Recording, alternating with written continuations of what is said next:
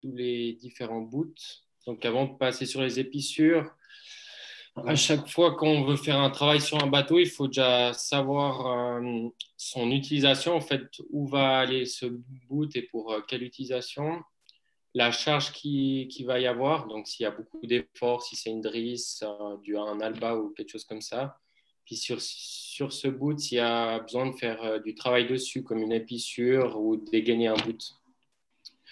Donc, pour choisir le boot, en fait, bah, il y a plusieurs paramètres. Donc, c'est l'utilisation. Donc, si c'est une écoute, ben, il va falloir qu'il soit un peu mou pour qu'il soit agréable dans la main, pour s'il y a beaucoup de régulation, des choses comme ça. Et aussi sa charge de rupture. Donc, ça, on voit souvent sur les bobines ou sur le catalogue pour ne pas mettre du trop fin, puis pas que ça pète au bout de navigation. Après, je ne vais pas rentrer trop dans le détail sur les composants des boots, mais donc voilà. Après, si vous avez des questions, je peux vous répondre si vous êtes plus intéressé que ça. Donc, pour les épissures, il y a 3 types d'épissures. Il y a l'autobloquante. Donc, tout le monde sait que c'est une épissure. Au moins, comme ça facilite. C'est bon? Bon, je pars du principe que oui. Donc, il y a 2 types d'épissures. Donc, il y a la standard où, en fait, il y a juste le bout de la queue qui rentre dans l'âme, en fait. L'autobloquante, donc celle-ci, une fois qu'elle sera serrée, elle ne va pas pouvoir coulisser comme un constrictor. Tandis que la standard, une fois qu'on la rentre, elle peut, si on ne la bloque pas avec du fil à surlier, elle peut en fait sortir ou rentrer. Et autrement, eh ben, il y a ce qui remplace ça, c'est le notches, quoi. Mais le notches, il ne va pas tout le temps être assez solide pour la charge qu'il va y avoir. Et surtout, si on fait un notches sur un dynéma, donc brut, sans gangaine, avec la charge, il peut se défaire si on ne fait pas une clé pour sécuriser. Ensuite, l'autobloquante, le désavantage, c'est qu'elle résiste 50% de moins à la charge de rupture qu'une épissure standard. Donc, ça va aller pour faire, par exemple, sur un surprise, un alba où il n'y a pas peu de tension, ou des petites bricoles, ou sur un dériveur. Après, si on passe sur du plus gros, comme un M2 ou même un diam, ben, on va plutôt passer sur une épissure normale pour être sûr que ça tienne. Et le notches, c'est encore pire que ça parce que c'est vraiment, il y a un nœud. Donc, quand le boot va se mettre en tension, bah, il va prendre que sur un point, tandis qu'une épissure standard, bah, c'est comme un constrictor. Donc, une fois qu'elle est dedans, bah, il y a beaucoup de matière qui la serre. Après, pour savoir la rentrée de l'épissure, donc combien de centimètres de boot on va mettre à l'intérieur du boot. En gros, c'est 100 fois le diamètre du dynéma. Donc, si on prend du 5, ben, on va le rentrer de 50 cm. Ensuite, dans la rentrée de 50 Je pense qu'il y cm, a toujours besoin de la rentrée autant. hein, Je pense qu'il y a toujours besoin de la rentrée autant. bah, c'est ce qui est conseillé. Hein. Bah, le problème, c'est que si on la rentre pas assez, ben, elle risque de sortir. Après, dans ces 50 cm, il y a 15 cm où on fait un dégressif. Donc, un dégressif, en fait, c'est que sur le dernier bout, on enlève des torrents, en fait, on les sort comme ça. Donc, sur 15 cm, à chaque fois gauche-droite. Puis après, on les coupe. Puis ça évite qu'en fait, quand on la rentre dedans, bah, ça fasse un joli dégressif et pas qu'il y ait un escalier. Et ça aide aussi la charge de rupture. Puis une fois qu'on est rentré, donc on a nos 50 cm dedans avec nos 15 cm dégraissés, bah pour assurer le coup et puis pour pas qu'on risque qu'elle s'ouvre, on prend du fil à surlier. Je ne sais pas si tout le monde a déjà vu, mais je pense. Donc c'est du fil de couture. Après, c'est égal la couleur et tout.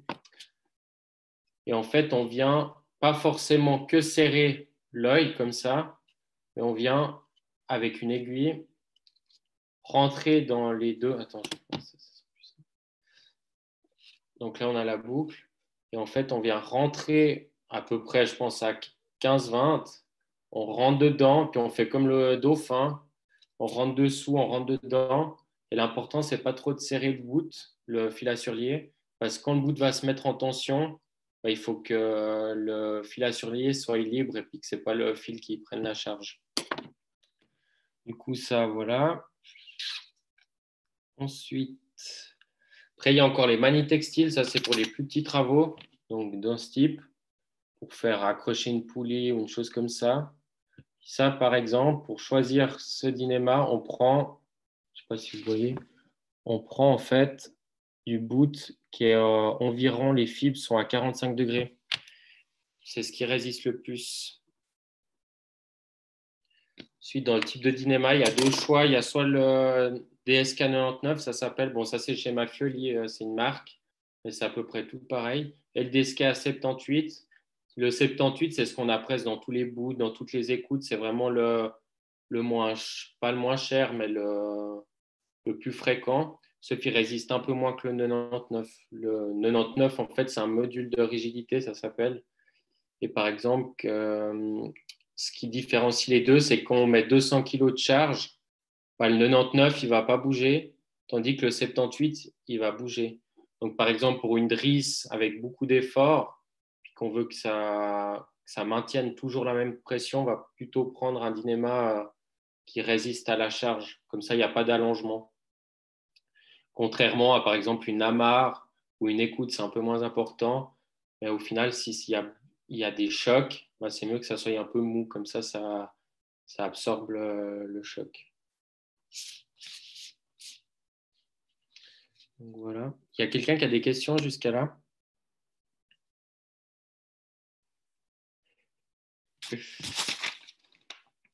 Donc ça, c'est bon. Puis après, donc ça, c'est les deux types d'épissures. Après, le plus simple, c'est qu'une fois vers soi, ben, après un entraînement, s'il n'y a pas de vent, on le fasse en live parce que derrière l'écran, il y a beaucoup de vidéos sur le net, donc je ne vais pas refaire le truc. Ça ne sert à rien, j'entends rien d'un tout. Je disais, on peut regarder vite une ou deux vidéos ensemble Ouais, sur mon ordi. bah, pour tout ce qui est épissure standard, il y a sur YouTube. Après, pour les trucs un peu plus compliqués ou un peu mieux finis, sur Mafioli, il y a pas mal de vidéos aussi. Ouais, bah, on peut regarder les plissures simples tous ensemble, comme ça tu commentes. Après, je peux la faire moi, hein, c'est égal, hein. Ah ouais, vas-y, lance alors. Allez. Entre nous. Donc, Entre une classique et puis pour une. faire une épissure, il faut 1 mètre, un feutre, une aiguille.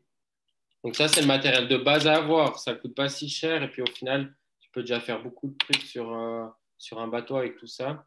Du Donc, talent. pour définir l'épissure, il faut déjà savoir l'œil que tu veux faire. Donc, admettons, on va prendre 5 cm à peu près. Donc là, tac, trace l'endroit de la rentrée en fait de ta queue. Ensuite, on prend l'aiguille. On regarde à peu près où elle va la queue. Bon, là, c'est pas trop le x100, mais bon. Puis ensuite, on va rentrer dans le bout. L'important, c'est pas de sortir ou de casser un toron. Sinon, ça fragiliserait le bout. Hop. Une fois qu'on est à notre trait, on fait attention de pas justement à ce moment-là de pas péter un bout. Et on vient glisser notre queue, donc notre entrée, comme on l'appelle, à l'intérieur de notre aiguille creuse. Et on vient pousser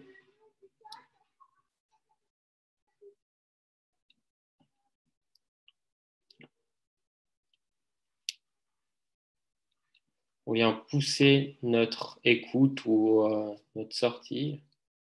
Et là, on voit qu'on la récupère. Donc là, on peut le tirer. Et une fois qu'on a notre œil à notre dimension qu'on veut, donc là, hop.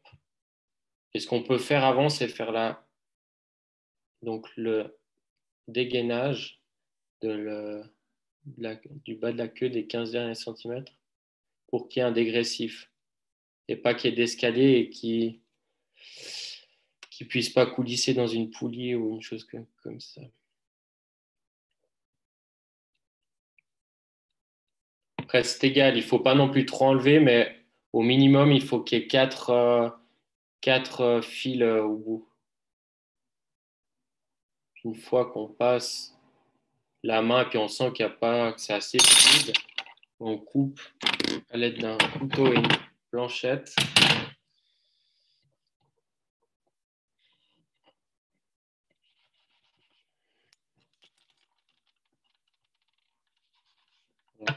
Une fois qu'on est sûr, on vient tirer notre bout et ensuite on a notre épissure.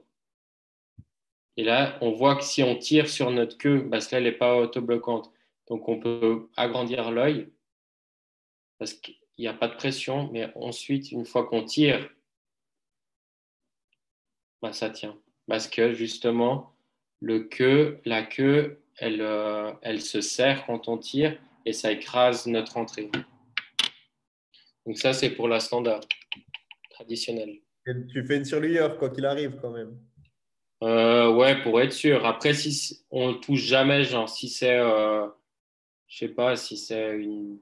Ouais, non, vaut mieux dans tous les cas mettre... au moins, on est sûr que notre œil, il aura toujours la même grandeur. On n'a pas besoin de faire la surliure il est autour de la sortie, puis juste ça, on peut prendre une aiguille et puis la rentrer, faire 4-5 rentrées comme ça, en fait. Et ça suffit. L'autobloquante, juste la défaire. Elle est un peu plus compliquée parce que là, on doit faire 2 croisements.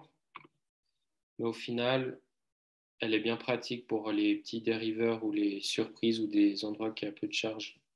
Donc là, on a notre boot simple. Le but, ça va être de traverser notre drisse écoute. Donc là, on va mettre notre aiguille à travers pour faire rentrer notre entrée. Il faut toujours savoir quand tu commences ce qui va rentrer dans le boot et puis le reste de ton boot, autrement tu vas te perdre. Donc là, on va la faire passer une fois donc, dans notre boot. Donc là, c'est notre entrée et ça, c'est, admettons, une écoute. Donc là, la rentrée à traverser et maintenant, c'est la rentrée qui doit se faire traverser. Donc, toujours faire attention de ne pas casser de fil. Puis pour ça, ça dépend de la qualité du dynéma, mais une fois qu'on le pousse comme ça, on voit où on peut traverser. Pas que ça soit trop brusque. Et ensuite, on traverse la rentrée. Et là, on voit en fait qu'une fois, c'est la rentrée qui traverse le courant et ensuite, c'est le contraire. Et si de toute façon, une fois qu'on serre, là, donc là, je serre. Donc là, on voit, j'ai beau tirer sur celui-là ou celui-là, ça ne bouge pas.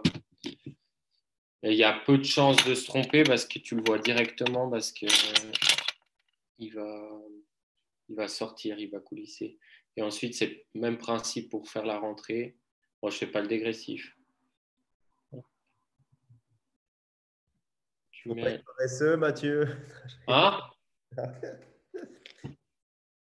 Je disais, il ne faut pas être paresseux. Non, mais c'est très bien, bravo. Après, ça vient avec l'entraînement. Au début, elle va te prendre 40 minutes, tu vas même pas réussir à la faire. Puis après, ça vient tout seul.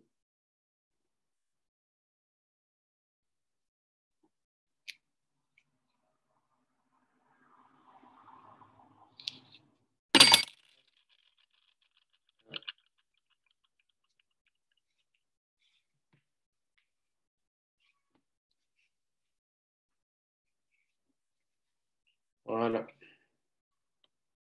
Donc ça, c'est l'autobloquante.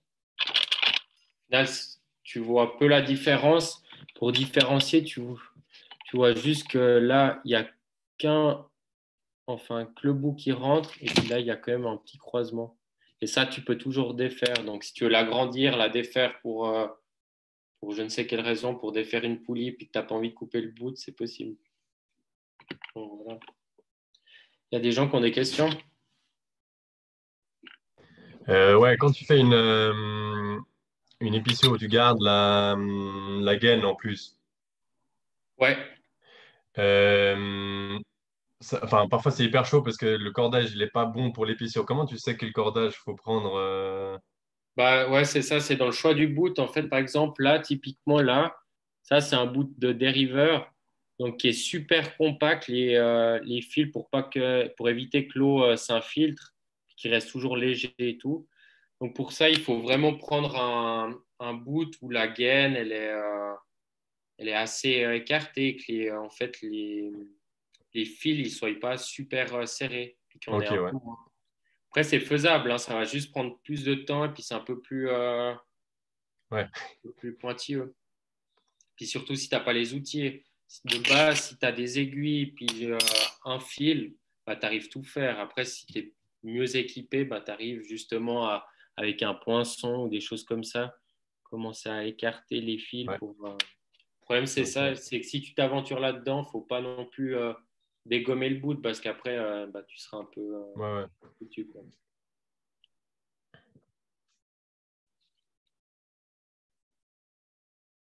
Parfait, joli. 20 minutes pile.